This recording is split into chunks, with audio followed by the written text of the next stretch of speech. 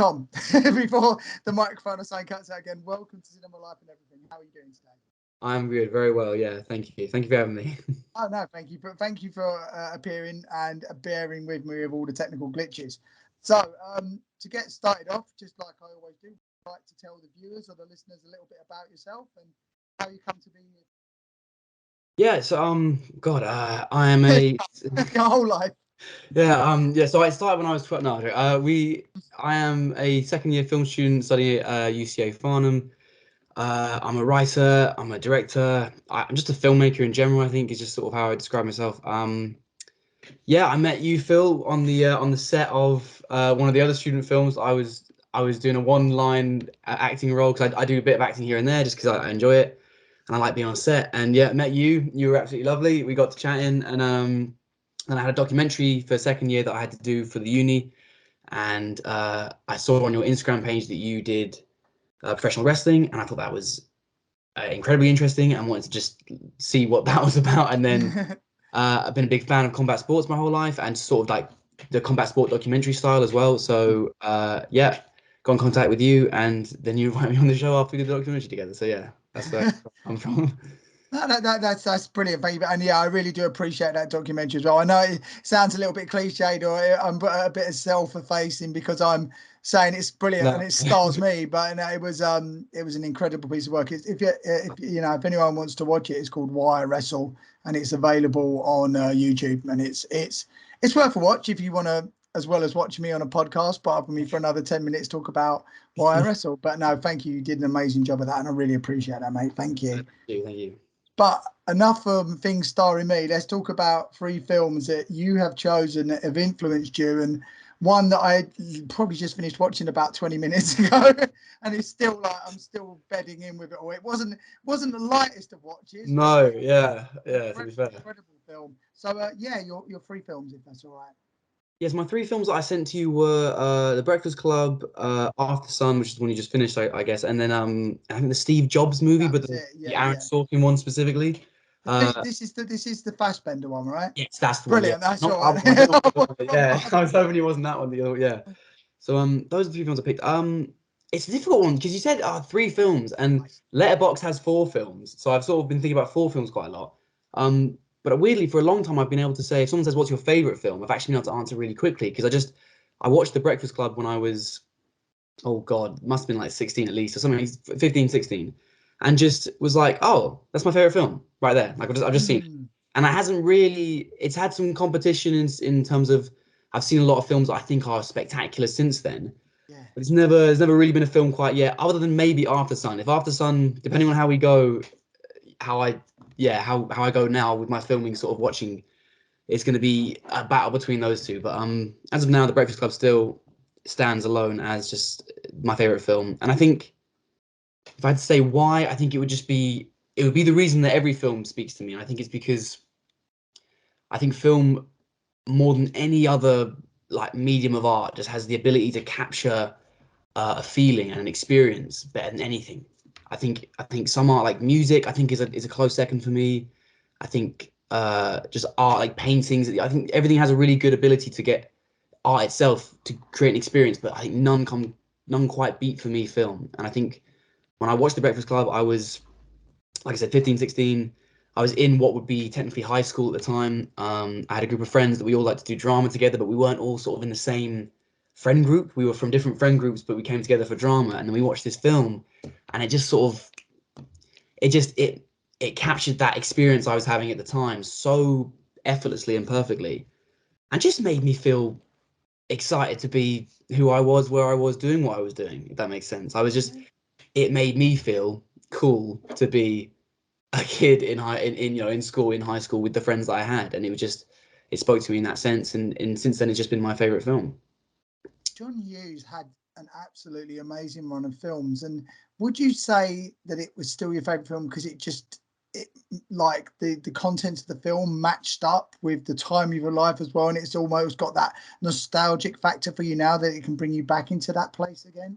Yeah, I think as well. I think a big theme in the sort of films that I do like is kind of nostalgia. It's that sense that you can capture a feeling that has since gone. And I think, and weirdly, even when I was growing up, I used to love sort of like you know, teen sort of films. And I remember being like, you know, younger and being really excited to be a teenager, and then sort of getting there and being like, oh, this is all right. But then the films like The Breakfast Club, films like Stand By Me, films like The Goonies, just like films that make the not the trivial experience, but like the rather like common experience of having friends and being excited to be with them and having mini adventures, making that seem film worthy just was the greatest thing for me. Just making something that, you know, everybody has, everybody's experienced, something that's good enough to be a feature-length film, just made me feel so good about it and that experience.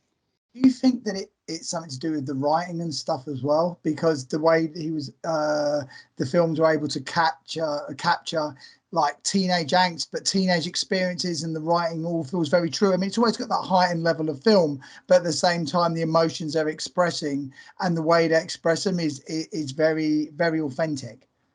Yeah, I think it's character. I think it's always. I Mm, think all the films that I love and speak to me.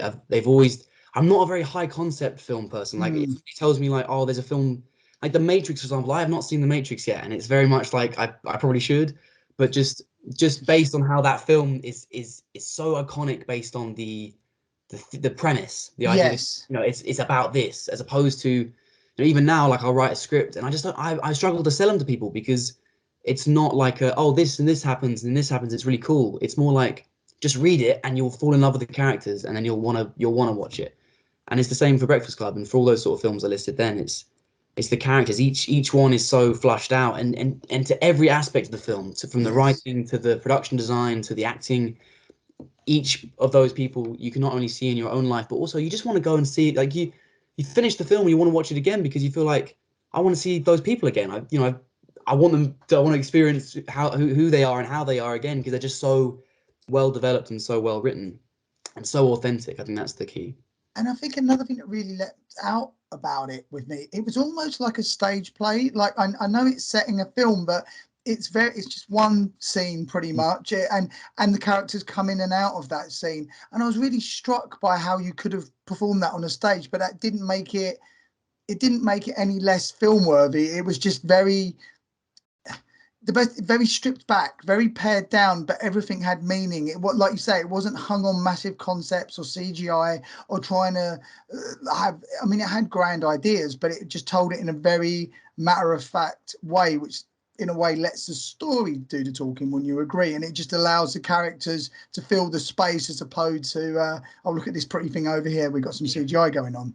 Yeah, and again, I just think there's something wonderful where you can, like I said, if you pitch that sort of idea, like, oh, nothing's gonna happen, like you're just gonna put a bunch of people in a room, and the only things that are gonna happen are gonna be within this room, you would Mm, just think that's really boring. But that then means that you have to create characters that are just full of life and full of story, and you know, and again, the way that the film unravels, it starts the film with, you know, and again, it's so iconic now that you can kind of forget what it was like in the 80s when maybe that kind of film hadn't really been done yet, whereas now yes. it's kind of common practice. But to have such archetypal characters that then all reveal something about themselves towards the end, and then they all come together and they just share this amazing bond. It's just, yeah, I love the idea of just taking really rich and developed characters, putting them in one space, and they just tell their own story. Like you can almost imagine when John Hughes was writing that, as an element of it, I'm sure, where he knew the characters so well that they just told him what the story was going to be. He didn't decide Mm. going to do and where they were going to go.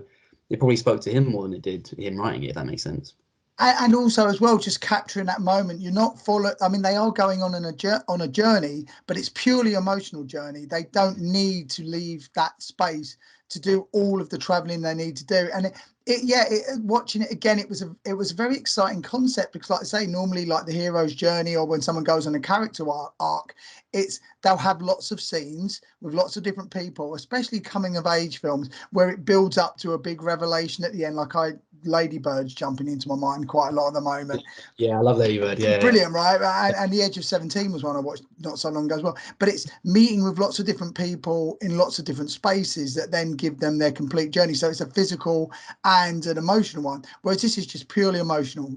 Apart from maybe getting put into another room or just trying to escape through the viaduct or Yeah. something, they're not, which is a great scene. They're not really moving around too much. So it's everything, like you say, it's for a writer like you say yourself, do you think that is that stripped back approach, that anything that is not story is just ruthlessly got rid of, and we're just focusing on the characters and what they're going through? Yeah, I think honestly, because again, I'm right now I'm trying to write longer stories and bigger films because and obviously not necessarily to make them, just sort of improve my writing. But whenever I write, I've gotten into the habit now of writing small because I want to make a film, and you have to, small film is the only thing you can kind of make at this stage. But I've got into the habit now of sort of almost struggling to make a bigger film because all I want to do is just create a really interesting character and then just have them in one space and see what they do with that. And sometimes the bigger it goes, the more it's like, well, there's too many options. What am I going to do? Whereas when you strip it back, it really forces who that person is to come out. It's just like with real life, with real people. You don't really know who somebody is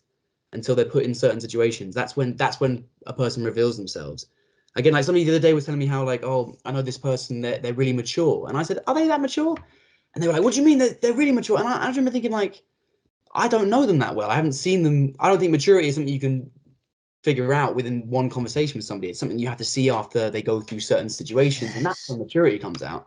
And that's just characters. That's just writing. That's just film. It's just putting well-crafted characters into specific situations. And sometimes, like with the Breakfast Club, all you need is just a confined space. You need, five characters Yes. who are stuck here for 8 hours in one room, and that's what brings out the most of them. If that film carried on, you went back to school, the first Monday to Friday until they got back together on Saturday would be bloody boring. It'd be just like it'd be horrendous. It'd be really quite soul crushing seeing them all just go back to normal, but then come Saturday when they're confined again, it would bring it all back. Do you have a favorite character, or does it jump from part to part of the film? It's fully just the what's it? I know his last name's Bender. Is it? What's his first name? Oh, Oh, hang about. I should have. I've lost my research. it's because the teachers they're all just yelling at him his last name, and they don't really yell his first name that much. Is it Hang Will? about. No, it's not Will. I'm gonna have But to. the rebel character. Let's just Yeah. The one who does the iconic fist punch at the end, Judd Nelson. yeah, I yeah. know his real name, but I'm just trying to hang about. John, John, yeah, obviously John, John yeah, Bender. yeah, There we go. yes, Thank you, IMDb. yeah, But no, no, yeah, a hell of a character and stuff as well. And yeah, just it's just the way. I don't know. It's just for me watching it again. It's like because I sort of grew up around that time. So Ferris Bueller's Day Off. All of these sort of films oh are yeah, really yeah, yeah, all stuck in my head, and it's very delicate. And the acting in it, even though these days, like you say, it's been done so many times. It's almost a cliche to have the jock and the goth and the yeah, weird one and the hippie or whatever. But that the only reason it's become a bit of a sort of cliche now is because that set the standard and that was doing it completely new and fresh. mm, And it's a delicate film. The way the characters reveal about themselves, the language used, the way it's captured. Like I say, because it's a very simple, but simple doesn't mean easy. And the camera doesn't feel forced, the music doesn't feel forced, banging soundtrack. And it reaches a resolution and everything feels tied up, yet at the same time you understand all their lives are going to go on. It's a wonderful bit of yeah, filmmaking. yeah. It's very, and it sits with you as well because, and again, like I said, you just want to go back and rewatch it. You just want to see him again because it's almost like you get to know these people so well that when you turn the film off, you're like, oh God, where's John? John's not about. The film. I've got to go and watch the film again to see John or see. And again, like interesting, you said which is your favorite character. It's 100% John. There's no question about it. And I think that's because you just when I watch it, and I'm sure many people watch it and want to be John, but for me, it was I always desperately wanted to be John, whereas I knew everybody else. Like the other characters, Mm. I knew them, and if anything, I was probably more similar to the Jock character, but I didn't. I hated that. Like because I didn't like I hated all the rugby people, so I was probably more suited to that character, but I hated that version of me and wanted to so desperately be more like John. And I knew the nerds and I knew the weird kids and I loved them and I loved the people in Mm. real life that represented them. But it was so much like it's an easy answer because it was him. It was always him that I wanted to be and always him that I wanted to relate to. And everybody else I knew and had much love for, but they were not me, if that makes sense.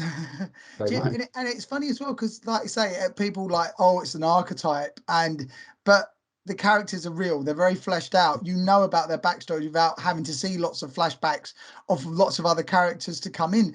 And for me, a mark of good writing, a remark of a good film is these people had lives before the film started, and just because the film stops, it doesn't mean that their lives are stopping either. They're going to go on to other things, and it's nice because you're leaving them now, but you can sort of imagine what they got up to. It's like they feel like true. They feel real. And to be completely honest with you, the first time I watched it, I didn't have a clue what some of the things they were talking about was, because again, I watched it with my friends. We watched it in one of the classrooms on one of the evenings of the performances we were doing for the school play. All So right. it's very like, we finished it and went and rehearsed. So it was like, but the stuff with the different characters, learning. In the end, they tell you everything, don't they? They just say Yeah. the quiet girl says, "My parents ignore me."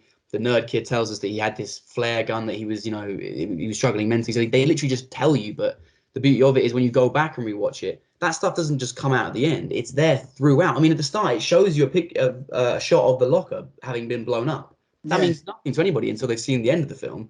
So it's just one of those ones you can just rewatch it and just see something new every time and feel something different every time. And I feel like it's just timeless in that sense. And again, like the archetypes and the cliches have now come from that film because it was just so solid when it was made, and it's still, it still means a lot to me now, to be honest.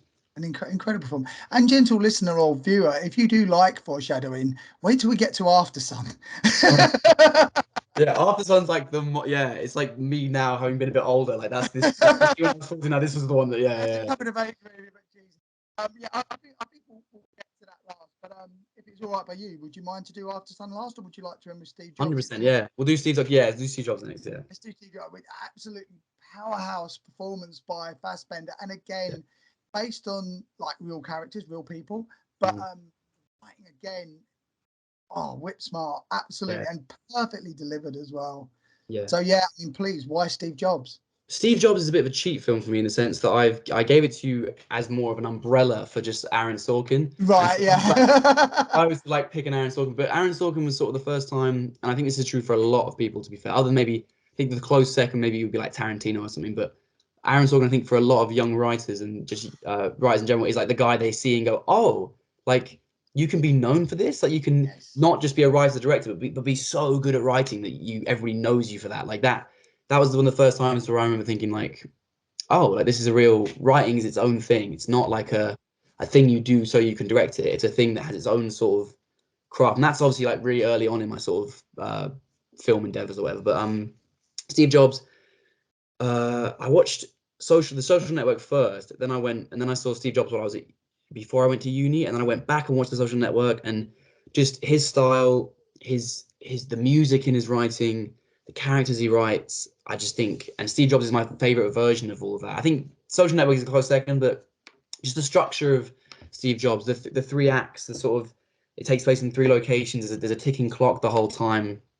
The dialogue's so witty, the characters are all great, and at the end, just with the music, and it's just a very, very lovely film, and it kind of highlights what I love about Aaron Sorkin's writing, very much so. And he just showed me what I think great writing can look like. Up until that point, it was very much writing was a stepping stone to direct something, and the director was really good at what they did. But actually, this with him, he showed a path for like, oh, you can really show off with writing. You can be fantastic at writing and do nothing else, and just be like, and still be such a an iconic filmmaker in that sense, but just from the writing standpoint. Right, I would like to post that to you as well then, because you said about Breakfast Club being stripped back, and well, I said it's just in that one scene and stuff, but you were saying that the characters are allowed to breathe. Now, The Social Network, incredible film, directed by David Fincher, who that is one of his more pared back films, but still likes the quick edit, likes the roving camera, likes the tricks. Whereas when I was watching Steve Jobs, again, it almost had that theatre-like feel, very pared back, very steady camera, a few close-ups, but we're not, again, it's all just about simple framing, which is allowing the characters to breathe again. Would you say that's what makes you pick Steve Jobs over The Social Network? I mean, not that there's anything wrong with The Social Network, but just that style. Yeah, I think for me, I just love. I don't know what it is. I just like things that feel very like simple but powerful. Like there's just something Mm. so when so much is thrown at you and you feel a certain way, and then one thing is thrown at you, but you feel just as good. I just think that second one's better. Like Yeah. that's how my brain works. Like if you can do the same with less, you're better. Does that make sense? And I just think, yeah, with that film, I love the feeling of like, you just always know where you're at with that film. It's split into three different, obviously three acts, but it's literally three locations, 3 periods of time, and I love seeing a character go like change and go through something. So like you see him start when he's younger. You then see him in the sort of the chaotic middle section where he's still sort of figuring things out, and then he gets all this lovely Aaron Sorkin, exposition dumps and lovely things. Yeah. And then the last scene where he's come full circle and he's achieved what he wanted to achieve, but then the sort of not necessarily the subtext, but the real storyline, which is his relationship with his daughter and how that comes through, and just like it just ticked all the boxes for me. It had witty dialogue, amazing characters, an emotional undertone. Because for me, I can't.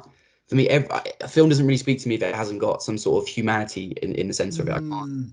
Like Everything Everywhere All at Once for me, for example, is an amazing film, and is really like my generation is gonna flaunt that film forever. We're gonna be like, this was our generation made this. I was around when this film came out, and but that film really for me clicked when it all stops and it's just the mum and the daughter in the car park. Like that's the bit for me. That's where I go, yeah, this is a 5-star film as opposed to a 4.5 star. Do you know what I mean? Because it's those bits. It's all the craziness and all the cool stuff, but and in the same with the Steve Jobs, it ends with him walking off stage to go see his daughter, because that's what matters. It's not the apple, it's not the thing. That's all cool and that's all really fun to hear about and watch, but I'm not coming back to the film if that's it. If it's just a film about Apple, I'm coming back to the film to see a father-daughter relationship, because that's an emotional heart. And it's beautiful. I think that's what film's really good at. It's just is making things really cool and showing off and stuff, but also just like connecting and creating an experience and a feeling that is just like is so real and so human. And that So yeah, I agree with you. Everything Everywhere All at Once for me, it's when it goes to the two rocks and complete silence, almost like a Kubrickian to cut, and I was like, this film's got balls. This film's got guts to be, because I remember watching it in cinema and people laughing along, and then just silence, two rocks, and I'm like, even if it hadn't have done the subtitles, I was like, wow, that's brave. Well, that scene apparently was going to have dialogue in it. I think they done the dialogue to do over the top, and then they got into the edit and they were just like, nah, let's just have them be rocks. Like, let's just go completely and then do the subtitle. And that scene again is brilliant. But again, that scene, it's when the rock starts to sort of shift out, when she turns around, she's got the googly eyes. The googly eyes again. The googly eyes matter because they came from Kiwi Kwan's character. Like the googly eyes are funny. They're like haha, but they mean something because of the character, because of the emotion behind them. And when she scooches over to try and touch the other rock, you're not looking at it going, oh, it's two rocks hugging. You know there are people there, and she's trying to hug her daughter, and that's what makes it beautiful. And it's just like I love. Yeah, I think it's wonderful when character and compassion and emotion can be put into. Right, no, sorry, because I was just saying, the cinema I went to, I've got like an artifacts cupboard up on top of my book of shelves there. And the cinema I went to, the first time I saw Everything Everywhere All at Once, in the drinks they were serving in the cinema, or the coffees, had a googly eye or googly eye stuck to it, and they let me keep my googly eyes, and I brought them home. So I just reminded me that I still got the googly eye. Yeah, and that was a really ingenious marketing tool as well. Like you just put the googly eyes everywhere, and everyone knows what it means. And it's just like having the extravagancy, having the weirdness, having the coolness, but at the center of it all, having an emotional connection and a human connection. That's just the beauty of film to me, really. That makes it makes complete sense to me as well. And do you think as well the conversations that Fassbender characters have in those quick edits, like I said, Aaron Sorkin, very, very good at that. It never feels labored. And the thing I got from The Breakfast Club, all right, there's quite heightened music in it, but it never tells you how to feel. It makes its point in very sort of like in just a, all right, you've got, like you say, because with film, unlike a live performance, your eye is being directed. There is a certain edit and a certain director choice somewhere to go, we want you to look at this now, we want you to examine this. But there are certain films where the music is swaying in such a way or swelling in such a way, and the way the edit is done, and there's lots of parts where it just feels like I don't know if you get this as well. It feels like, okay, you want me to feel sad now, you want me to feel elated, but I'm not. You're forcing it. Everything, and you can see that in acting sometimes, where everything feels forced. Both of these films, again, I keep coming back to the word delicate today for some reason, but you know where you're at, but the performance and the edit and the writing gets you there, as opposed to pushing you in the back. Yeah, you know when you've earned it. You every single time. You know when the writer, the director, anybody who's, you know when they've earned it. The actor, it's if you. I was thinking, what was the film? Yeah, the Spider-Man No Way Home, for example, is a weird one Mm. because they quite literally when Andrew Garfield jumps through the portal, they pause for the audience reaction, and thank God that we did all have that reaction because it is. And I still watch that and go, oh my God, yeah, it's Andrew Garfield. It still hits for me, but they, in that sense, they didn't put in any effort to really earn that, if that makes sense, and it could have flopped completely. And I see it all the time in films where you just know they haven't really put in that legwork to kind of justify the big, like you said, the music swelling, the push in, the close up, and it's just. And again, it's like I feel like it feels weird for me to even say that because in having trying to make films and trying to learn how to do that, you do learn. It's really bloody hard, like Yeah. especially like with short films as well. Where you have so little time to really invest somebody in a character, and God forbid you've got more than one character in the film as well, and you try and have these sort of climaxes. And I just think, from my experience so far, writing and directing, it's just you just have to kind of trust that you have written a good enough character. And if you feel like you haven't, then literally do not bother trying to have some sort of climax with the characters because there's just no point. Like you have to really, if you don't love your character, like endlessly love your character, then how are you going to expect an audience to, if that makes sense? So I always just, Denis Villeneuve has a lovely quote where he says like he writes for one sole audience member and that's him. And I think that can come off sometimes as sort of like, well, what do you mean? But in that sense, it's true. If you aren't really just like, this is the best thing I've ever written, like I love this, I love these people, then you can never expect somebody else to, or an audience member. So I think that's the key. It's just believing in your characters, falling in love with your characters, and just working really hard on them. And then those payoff moments, they'll work because you invested so much time beforehand. If you kind of have like a climax in mind, but you haven't got the characters, so it's never gonna hit like you want it to. You're just going to plug in the characters to try and get to the narrative Yeah. point that you Yeah. need to get. Yeah, and the characters just become ciphers rather than fully formed characterization. Do you think about boundaries and stuff as well? We've mentioned this, or you've mentioned this a few times now, that if you have a certain framework, like, okay, it's got to be 15 minutes long, you can only have 3 main characters, and in the 15 minutes, there's only going to be one sort of major revelation or action that you introduce, you have the peak, and you come down. Whereas sometimes, especially in films these days, they've almost become, and streaming services as well, where it becomes overlong, and it almost feels like they're trying to pad out the time somewhat now, or the episode, because they don't have that many revelations. And it's like, again, it becomes exposition dumps, or they go on a side quest that doesn't really mean anything at the end of it. It's trying to fill those running times to give it an epic sort of running time almost.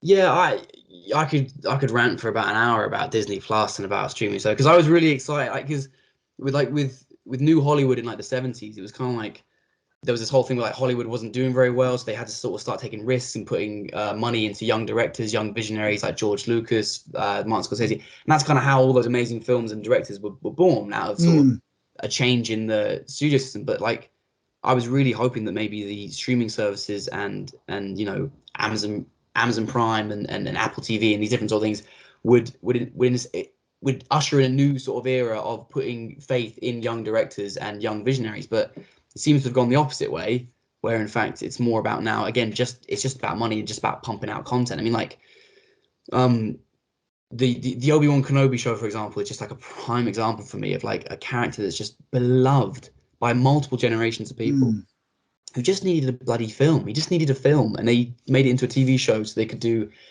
weekly releases to keep people subscribed to and it just feels so seedy. And I don't really want to talk about that for too long because I want to keep it sort of positive, but yeah I think sorry, what was the original question you asked, Phil, before I started So, ranting? no, but there's something we can definitely go into as well, because I would like to discuss about how I think maybe with A24 and the like, cinemas coming back round in shorter films as well. But we were talking about boundaries and how much, even with a shorter structure, it gives you something to weave into. And you can see this sometimes with bigger directors, or like you say, streaming services, where it's like, rather than, okay, this story is 90 minutes long.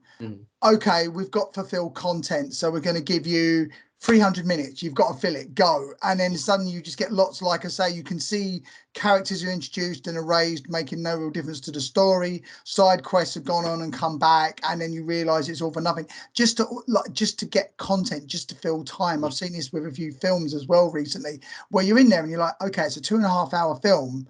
It could have been a 2 hour film. There was half an hour that you didn't really need. Why, you know, just I was going to get your opinion on that, really. Yeah, I think as well, like I remember like when I was younger, I'd watch films. You didn't have CGI. You didn't have like a lot of fix it in post sort of very much like what we're shooting, we have to have ready now. Like we have to have prepped for it, and it's good Yes. on set. You can't just sort of sit in a meeting room and think, oh well, the budget. Okay, well that scene will do CGI then, and that kind of it almost seems like they sort of put it off until like later. Like obviously, I'm sure there's a crap ton of pre-production work that still goes into that, but it does just feel like sometimes if your CGI, if I'm watching a film and the CGI at the beginning of the film is really, really amazing, and by the end it kind of slips, you just kind of know they weren't given enough time. And if you weren't given enough time, that means you didn't plan it well enough. And just filmmaking back in the day, it was shot on film. It was real. It was real stuff. Everything was tangible, and it was really just it was like they were making magic tricks, and they were trying to constantly fight under pressure and fight under limitations of what the actual technology could do, and therefore the limitations created innovations in terms of what they could imagine. It's like, whereas now it's like, oh well, we need a giant massive monster. Okay, cool. Like CGI that later. Whereas before it was like, we need a giant monster. We need to know what that looks like. Let's create it. It becomes tangible, and the more tangible it becomes, the more just real it is, and the more. And I just think limitation sometimes breeds the most creativity. I mean, God, I mean, this is a horrible comparison, but like during war, like science booms during war because you're under pressure. Like you have to start fixing things that are going. You know, soldiers have got wounds that you've never even seen before. That pressure, and that's a horrible example, but the pressure of having to create because you've got limitations is sometimes actually more fruitful than unlimitedness because you can just create it in a computer, if that makes sense. Well, it's interesting you talk about tangibility as well, because for me, I mean, I don't know, it could all change. They could pump more money into it.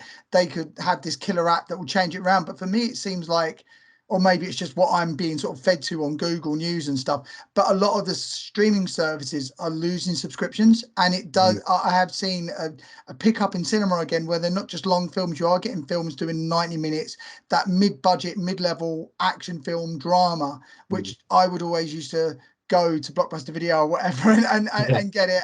And I'm quite heartened by that. Not that I have anything against streaming, but I like to physically own a DVD so I can give it to people, and that's how sort of people find out about films and stuff.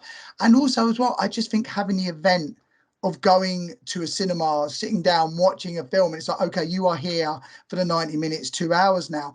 Do you think that and with the success of A24 and stuff, do you think that it sort of maybe streaming might be coming down a bit and they might try to go back to putting stuff back in cinema again? Well, I don't know, because with it's the rise of AI technology as well is a bloody terrifying thing. I mean, the Writers Guild, I know they're on strike right now, I think, but they recently agreed to letting AI be a part of the industry as long as they got credit. So they weren't fighting it. They were actually going, you know what, fine, if this is going to happen, fine, but we need credit.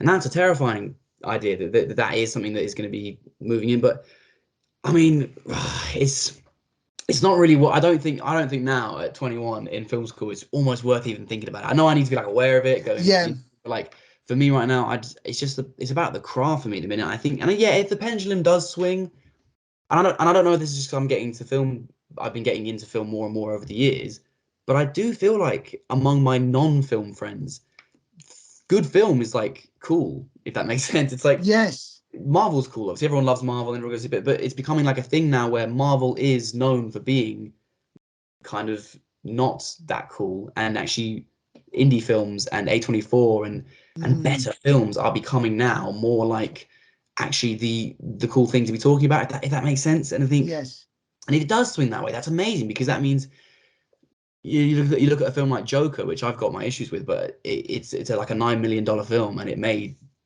something crazy. So again, there is hope, and A24 is a wonderful example of a company that is producing majoritively good content. I believe I think they do produce some stuff here and there, but they're making good films that are profitable. So if that can be the way it's swinging, then like, praise the Lord, because that's where, that's what Yeah. And I think as well, AI, maybe I'll be saying something different in 5-10 years time, but it's like when virtual reality started to become a thing, and I think virtual reality in films will become a thing that you can be able to move throughout the scene yourself.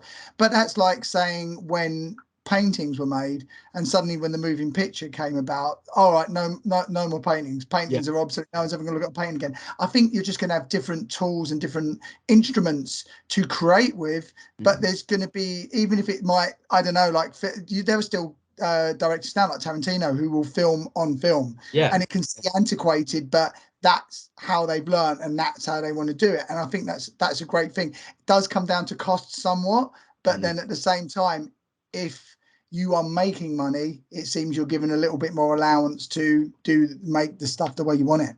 Yeah, I think as well. I think we're in a very weird spot because, as technology is advancing in like such a rapid way.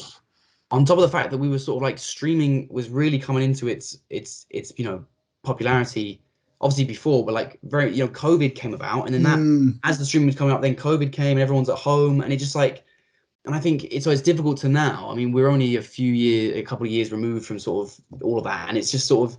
I think it's going to be important to see movies like Top Gun Maverick as well. I think it's going to go down in history as like the whether or not it was their last ditch attempt to get the cinemas going. Yeah. It'll either be the one that brought it back, or it'll be the last good one that we had in the cinema. If that makes sense, it's going to be one of those. I just think it's important to sort of zoom out a little bit and go, Christ, it wasn't only a little bit over 20 years ago that the first sort of digital camera was being used to make a film, let alone an AI created film. So I think it's a really interesting thing to talk about, and it's a really interesting thing to think about, but also just like it's so hard to really know like where it's going to go and what's going to happen. But for me personally, I just think that in the same way that you can still go out and buy a vinyl record, but just for 30 quid as opposed to 10 quid, I think that it's just going to drive up the value of art, if that makes sense, of actual human art. I think I think AI films will come out and the masses might eat them up. Maybe they won't, but I think that it'll make normal films just more niche. But I don't think they're going anywhere. I think they'll stick around for a long time because I think people want that. They still desperately do want a human voice inside their films. I think ultimately, I've watched far too many AI rabbit holes recently of just stuff on YouTube, and how it's only like really about 4 months old, and what it's going to be like in like 10 years could be quite scary. But I always feel that ultimately humanity recognizes humanity and the human experience, whether that comes down to a lot of electrical impulses that can be algorithmed. I still think there'll be a certain resonance of a human wrote this because it's something that they felt in their lives, and it will resonate. And I'm not saying that you can hear Korean pop music there's already been fed through algorithms, and it is super catchy. At like 1 minute 24 there will always be a break for a rap. At like 37 seconds there is a guitar solo. There's certain things in every single Korean pop song because the ear recognizes it and goes, oh, that's good. But eventually, a bit like Marvel in a sense, it becomes formulaic. And then you have Doctor Strange on the cinema and people go, good. But then Everything Everywhere All at Once is released at the same time, again dealing with a multiverse, and people go, oh, but that has a heart, that has that has something that's willing to take risks. It might not be a flawless film, but people love that imperfection. They want to fall in love with the authenticity of it. 100%. I think it will just become. I think there will be a flood of just absolute crap that is just AI and it is all just formula. And again, you can see it with the MCU at the moment. Like they pumped out a bunch of really crap films recently, and we're not having it. Like the fans are sort of just like, even the diehards are just like, nah, I'm not really about. We want good films still. Like we're not just gonna eat whatever you feed us. And then you see, they've even got a multi-million-dollar company has come out and said, yeah, okay, we're gonna go for quality over quantity now. We're gonna try and because even they have to go, yeah, okay, fine, hands up, we're not making the best stuff. And I think that will always be the case. I think the general audience member is severely underrated in a sense. Yes. I think I understand. To be fair, I think they are also very poor sometimes. I think we will just watch crap, but I do think that the average moviegoer is a bit underrated in terms of just the average human. I think we are each individually so capable of such expression and emotion. You know, you think about how, I mean, God, this is weird, but like if you look at like our closest relatives in sort of like primates and stuff, they're the closest they or other intelligent animals. They're still way behind us in intelligence. So even though you could take like the stupidest person you know, and they're still super duper intelligent in the grand scheme of things, and so capable of so much emotion and expression, Yes. that I think that the average film goer is a genius in their own right, in a sense, if you know what I mean. And you just need to like kind of have faith in the audience and faith in people that they will want good quality stuff. I think as well, one thing I will say in defense to Marvel, because I went to see it the other day, Guardians of the Galaxy Oh, Volume 3. so good. Christ almighty. Like I mean, I had to check a couple of times. This is a 12A, right? Yeah. I That's was just like, James Gunn. Like that's what I'm saying. I think he's not like a director for hire. He loves the characters he creates and he loves the stories and he's really passionate about superhero films. I think that's another thing is that the superhero genre has turned into this sort of like commodity and this, but there's still it's a fun genre of films. It has like a lot of stuff to work with. You've got The Dark Knight, one of the best films. Like some people think that's one of the best films ever. It's a superhero film. Guardians of the Galaxy is a perfect example of just a filmmaker who just loves his characters and made us a lovely little send off. And I just think that's what it can be, and we can have that, and we can still have our indie films that aren't superhero films, but it's just like the pumping out of crap like Ant-Man and the Wasp and Multiverse of Madness. It's just we don't want that. We want filmmakers within the lens of a superhero film.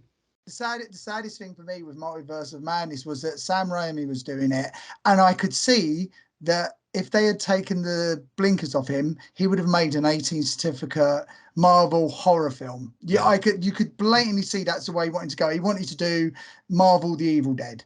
yeah, And I wish he could. I wish that vision was there. I think if you hire a director, I think there seems to be at the moment where, okay, we want you for your cred, but mm, then you fulfill these obligations that we need this and this and this in a film. Whereas I wish I could have seen his true vision yeah. slammed up on the screen, because I think that would have been very interesting. Yeah, and again, like his peak in superhero films is probably Spider-Man 2, and he Mm, wrote that film like he was right there with the, but he didn't write Multiverse of Madness. He just came in and essentially, unfortunately, just made some cool camera angles because that's all he could really do. Because he just his vision, like you said, he's Sam Raimi's such like an explosive filmmaker. Like you see him and you know it's him, and yes. it's wonderful. But that script was just awful. Like I finished the film and just felt like assaulted. I felt like what have you just what was that? Even every character felt shallow. Every moment felt unearned, and Raimi did his best. But yeah, yeah, that film is not the one for me. I can't Not one lie. for you. Well, but there is talk about one that is for you, and indeed for me, even though it probably almost broke me as much as Guardians of the Galaxy Volume 3.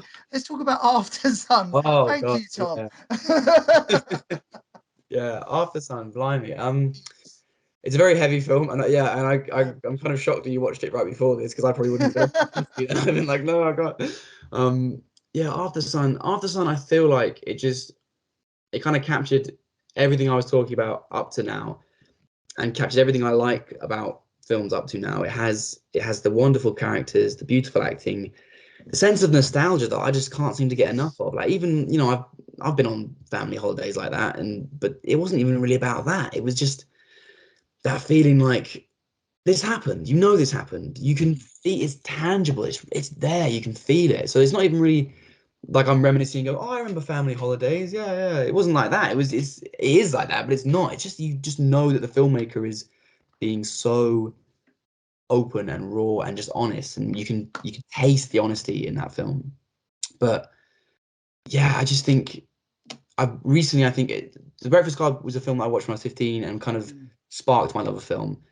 But it's a very I don't say wordy, that's the wrong, but it's very much you know what you're getting. Anyone can yes. watch that film and like you said, and now it's become a cliche. Like what happens with that kind of film is if you do it like everyone else done it, it's cliched, whereas originally it was amazing. But I've really gotten into films now where it's all about like what's not said.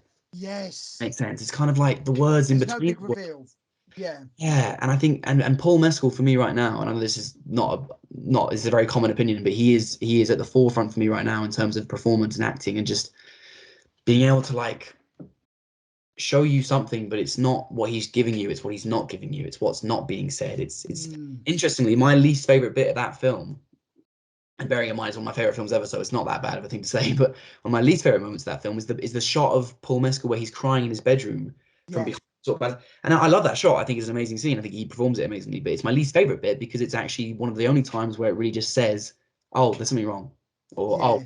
that." And again, Charlotte Wells again, it was now one of my favorite directors, even though she's only made that one a feature film. She does her best in that scene to just really just pull it back. She just like she doesn't show us his face. She doesn't even change angle. It's one angle. She just pulls it back and he just performs and is upset. And even saying it now, I love that scene. I really do. But it's my least favorite of that film just because Mm. there's so many other beautiful moments where that exact same amount of horrendous sadness comes from him, but he's not sad at all. He's fine. He's completely good. He's talking to his daughter, but every fiber of that film breathes that something else is happening. There's something else going on.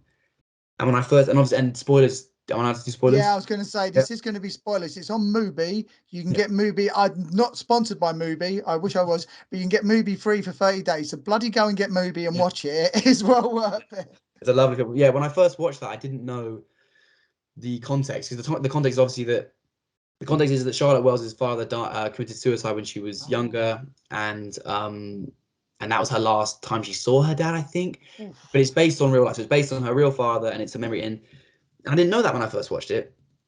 And I remember I finished the film. I don't know. This is an embarrassing story, but I'm going to tell it anyway. But I finished the film, about 10 minutes went by, and I think I watched a YouTube clip about that. Still yeah, giving yeah, yeah, backstory. yeah. And I turned that YouTube video off, and I just sat there, and it all came out, and I bawled my eyes out for a good 5 minutes, about 15 minutes after I'd finished the film.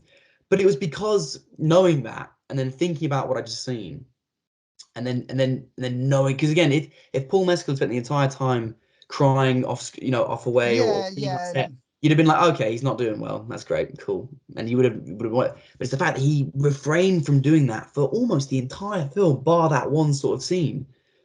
That when I then found out what happened to him in real life, her father in real life, it just hit me like a ton of bricks. Mm, And on my second watch, there was no pause. The crying came yeah. instantly during the end of the film, and it was. And I didn't think it was going to hit again. I probably won't cry the second time because I know what's going to happen. But it all came back, and it's just because it's so real, and it's just the performance and everything. Yeah, just an absolutely beautiful film, and a beautiful, a very brave film as well. I mean, for Yes. Charlotte to write that film and to have poured herself, and again, and I remember seeing an interview of her saying that it wasn't her dad. The character, her and Paul Mescal spoke, and they said it's not my dad. This character is his own character now. We're going to work on just the character, Yeah. but at the same time, it's just like she probably couldn't have helped but just feel so personal to that film and to have written it, to have shot it, to have made it, just beautiful. Honestly, just absolutely amazing. I just think the bits, I mean, we're only, like I say, half an hour removed from me watching it, and I haven't cried yet. But the two bits that really stuck with me, like you say, it's actually just free. And the conversation with the diving instructor or the scuba diving guy, he goes, I'll be lucky if I see 30, but just says it in a Oh, matter of fact way. But then that really stuck with me. yeah, Him that. spitting at himself in the mirror. He Yeah. spat toothpaste on, and you barely see it. They do so much clever stuff with focus, and Mm, they're focusing on an object, and you can hear the conversation really clearly, and you might be able to see a facial reaction and an expression. The filming is so unique, but it's not stylized, and it's not like you could say she made that shot. I went, hey, have you seen this? This is really clever. It just does look like memories. Like you say, that currency of just nostalgia, it runs throughout, and the colors as well, so vivid and so like sunny, and you can feel like you're on that holiday with them. And the rug as well, the whole, when he buys the rug, because I thought they were going to make a point about money, and then at the very end when she's grown up and she steps on the rug herself and what mm, that meant to me, I don't really want to, like, I think that was the yeah. lovely thing as well, that there's so much open to interpretation.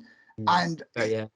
visually, I can not, I like you, I know I'm going to watch it again because already there's visual imagery in that has really got stuck right in there, and I need to watch it again. Yeah. But yeah, again, yeah, the directing again. I'm such a fan of like seamless directing and kind of. Mm, And one of the things that I love about Scorsese is that he gets like, everyone loves Scorsese and he's, one of the best directors of all time. When I watch a film like Goodfellas, I'm not like that, the first scene where he shuts the boot and he's, all I've ever wanted to be was a gangster, and it zooms in, the music comes in, the freeze frames, like that's all incredible directing. But now that I've seen it a few times, I can't help but see it and go, oh, look, he's moved the camera there. The first time I watched that, it just effortlessly flowed over me, and it's just Yes. masterful. And I think now one of the annoying things about studying film so much is that you just become so aware of what's happening, where the camera's going, what they're doing, and they'll do like a pan here or a thing there. And it's gotten to the point now where I'll take, if I can watch a film and the filmmaker can just completely shut that part of my brain off, and Yes. I'm just there. It's happening. And her sort of, her directing was so simple, but so effective. And simple, I don't mean simple in a negative way whatsoever. I mean, No, no, like, no, no, no. It was just so, streamlined, yeah, stylized. just Yeah. popping the camera in a different room and just like, just getting enough of the angle of the bed, for example, to see what he's doing, but not really be in the room. Just things like that, I just think are so powerful and so underused now, because now it's all just, CGI and quick yeah, effects and yeah. yeah. And I just feel like a good director, and this is the other thing that annoys me sometimes about younger filmmakers, is that a good director will come along and they just want to show off a little bit. They just want to sort of go, yeah, the script's all right. Yeah, cool. Okay, the characters are fun. Yeah. Oh, yeah, he cries at the end. That's nice. Cool. Right. And let's do like a massive panning shot from the ceiling. And we're going to spin round and then come down. It's going to be really difficult and technical, and it's Yeah. great.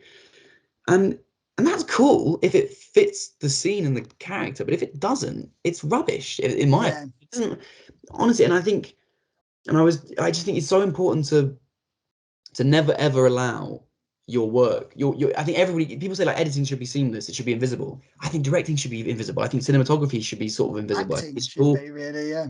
all of it should be. You should never really be sitting there going, that's interesting. They did that way. If you wanted to go back and rewatch it and really put your studying cap on, that's one thing. But I love when a filmmaker just completely switches off my brain and I'm just in there. I'm just there. I'm just in the world, and I'm not thinking about where they put the camera or how they put the camera there. It's just, you just get so invested. And I think Charlotte Wells does an amazing job at that, while also being super artsy and super, inventive. Yes. It wasn't like she was doing bog standard stuff. She was shooting through, reflections of the TV. So she would film the TV and there'd be something on the TV, it would turn off, watch the reflection, like genius stuff like that. But you just don't even think about it because you're just there and you're invested in the world and the characters. I still struggle to imagine that isn't Paul Mescal's daughter. Like I see Yes. in real life, and I'm like, oh wait, you don't have a daughter. Oh, it's like so authentic in that sense. That still gets me about acting every now and again. And I have to force myself to put the remote control in another room, because sometimes if something's really good, I'll go, oh, how did they do that? And I'll pause it and it takes me out of the film. But like you say, when it's a great film like that, Aftersun, I had a coffee and I just put the coffee to one side, forgot about the coffee, and I didn't move for the whole film. I was just like, it completely hooked me in it. Yeah, like I say, I will be watching it again. Just so meaningful. But do you think, like, this is something that's gone for all three films that you've mentioned today, and indeed the other films we've passed along around the way, that a simple tale, and simple, like I say, doesn't mean easy, it doesn't mean slight, but a simple tale told simply, like by not using trickery and stuff, allows the maximum amount of motion to come, and also doesn't demean its audience. It doesn't talk down to them. It doesn't go, oh, okay, we've got to keep you entertained with a camera shot or some fancy acting, nor do we have to fill in time with a load of stuff that isn't really important. We're just going to tell the story the length it needs to be told, in a way that it needs to be told, that it will have the most meaning. I think what you said then touched on basically just the entire philosophy that I was sort of talking about. It's just that every film. Oh my God! I watched Ford versus Ferrari last night, and Oh, I've not seen that. Yeah. but there's a concept in that called like the perfect lap, where Right. they go around the track and it's just everything's perfect, and that you can never get that every time, but they want to always try and do it. I think every film, even when it just sparks in somebody's brain, has a perfect version of itself. Mm. Once every story has a perfect film for it, and I think that's what everyone who joins that film and wants to be a part of it should always just be striving for. What is the best version of this story made into film? And the Yes. moment anybody starts to sort of be doing anything for any other reason but that, for example, like wanting to, oh, like I had this idea for a really cool camera shot and I've had it for ages and I just want to use it. I don't care Yeah. what the film is, I just want to use it. Or God, someone says, I just really want the production design just to pop. I want everyone to see it and to know it's there and to recognize my name and know that it's for. If you do anything other than do something to make the perfect film for this story, then it's not going to be the perfect film, if that makes sense. And I think, Yes. and that could be any, Baz Luhrmann. I don't really like Baz Luhrmann. to be honest with you. But I'm sure his filmmaking style, I'm sure, is perfect for certain stories. I love Scorsese. Scorsese's directing is amazing for certain stories. And that story with Paul Mescal, sorry, with Aftersun and with Charlotte Wells, I think the filmmaking surrounding that story was perfect in my opinion. I think that they did Yes. everything in service of that specific story, and that's not so. It's not me saying that a complicated, larger than life story is bad. No, not at all. It's more that I think that sometimes simpler films I prefer because you can't really. It's very easy. So with Aftersun, it would be very, very easy to know you're doing the wrong thing if you started bringing in like some crazy action scene. Like if there was some Yeah. breaking where some guys came over and Paul Mescal's character started beating them up and they had this weird fight scene. Everybody and their mum knows that's not going to go in the film, so they just wouldn't do it. Whereas if you've got like a film that is an action film, you kind of you can sometimes get lost in that idea that we do need to add more stuff in because it is an action film, and actually you could kind of maybe not bring it back, but just go back to the story, go back to the core of it and work it through. So I think sometimes simpler films are more consistently perfect, if that makes sense. But grand films can also be completely perfect in the way they make it. It just needs to be done for the right reasons, if that makes sense. I completely agree. It's just as long as nothing feels superfluous and you're not breaking the rules of the universe. I like you say, you're talking about the intelligence of an audience. I think sometimes someone won't be able to actually say that they're not enjoying it, but you'll just see, especially I've seen it in the cinema when I look at the audience now and again, and a film's overrunning, they're not sitting to the person next to them going, I'm bored now, but you can see that they're just like they're not looking at the film anymore, or their attention's starting to break, or they're starting to shift in their seat. They're not wrapped by it. And I'm like, that is an interesting thing. It's like you can't always say why it's not working. It's just not working. And similarly, like you said, when something is working perfectly, it's not giving you this big wink and going, we're doing a perfect job. It's just, it's got you. There's nothing left to chance. Everything has been measured and everything is right where it needs to be. Yeah. And again, I just think like the weird thing about again, I think like sitcoms, for example, like are for a real like auteur filmmaker, sitcoms are probably like the bottom of the barrel essentially. But I think everything has a place. I think everything has a Yes. purpose. Not and what's his name? Ethan Hawke.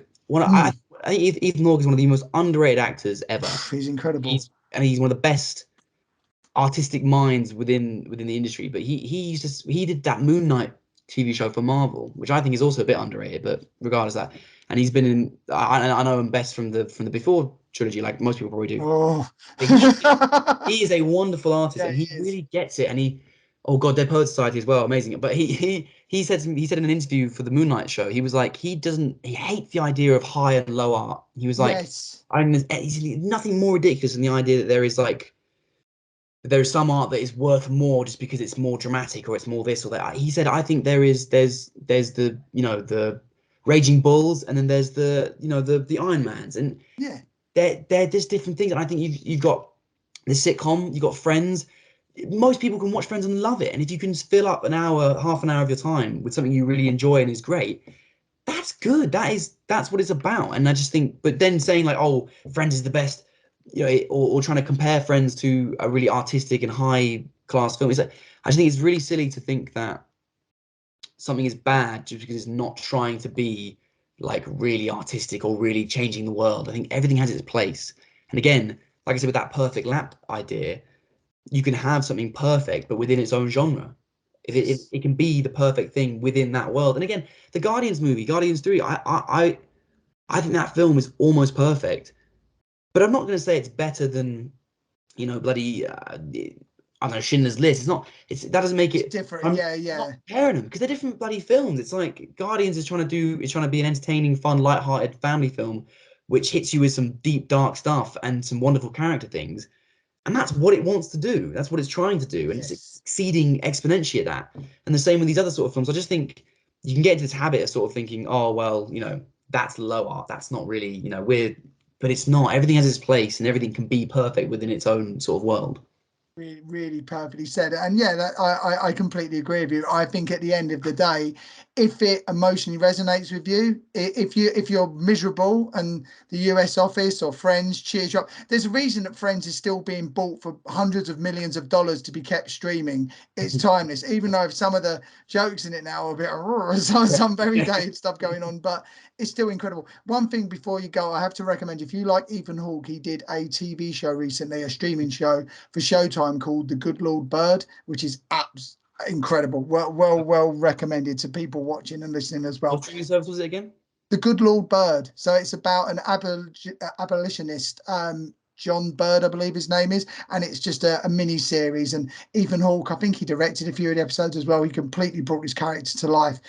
Phenomenal, just unbelievable, just like chewing scenery, but in a good way, if you know, like just like it's a western, but at the same time deals with sort of like culture, deals with racism, deals with like the changing of the West to what it became, and yeah, just well worth watching, and weirdly funny in parts as well. Oh yeah. Really. No worries, mate. Well, listen, thank you so much, Tom. I was just going to say, wonderful chat, wonderful free films, even though I think there's a limited amount of time before I'll log off today and start crying. But, Yeah. but I was just going to say, is there anywhere people can follow you and get in touch with you and stuff? And Oh yeah. put it in show I've got a notes. YouTube channel, Tom Robbins. I post my films on there. Yeah, I don't know. It's really, promotion's a weird thing for me. I'm still Yes. working on that because, again, like I said, I just love making stories that are wholesome and nostalgic and nice to, not nice to promote, but nice to actually sit and watch. So, but yeah, YouTube channel Tom Robbins. I've got a film coming out. A film I'm making right now called Afterclass, which should be out in the summer. So if anybody, if keep around for that, maybe if it's there. But yeah. Not Aftersun too. I heard the first part No, after, and I yeah, was like, no. oh no. Ironically, I should expose myself now because it's very influenced by Aftersun. But yeah, Afterclass is the name. After class. All right, then, Yeah. mate. Well, listen, thank you so much. Have yourself a wonderful day, and You seeing too. you soon. All right. Thank you very much for having me. Take care, mate. Bye now.